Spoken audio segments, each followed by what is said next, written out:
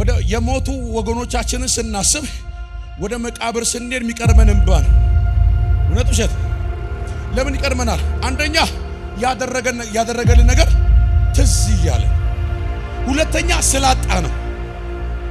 አሁን መርዳት እኛን ስለማይችል ሰዎች ስላስከፉን እሱ ቢኖር ኖሮ ብለን እናለቅሳለን።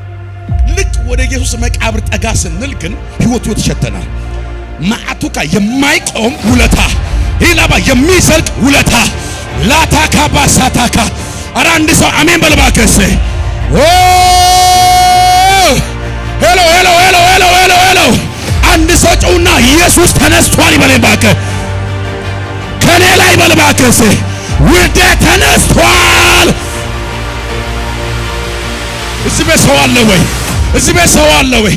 ስለ ኢየሱስ መቃብር ስናስብ የምናስበው ለቅሶ ሳይሆን የኛ መነሳት፣ ወደ ሰማይ መግባት፣ የሱ የመቀባታችን ውጤት፣ የመፈለጋችን ውጤት። የሰው መቃብር ስናይ ግን አጣ ነው ብለን እናለቅሳለን። ኢየሱስን ስናይ ግን ራሳችንን እናገኛለን፣ ክብር እናገኛለን፣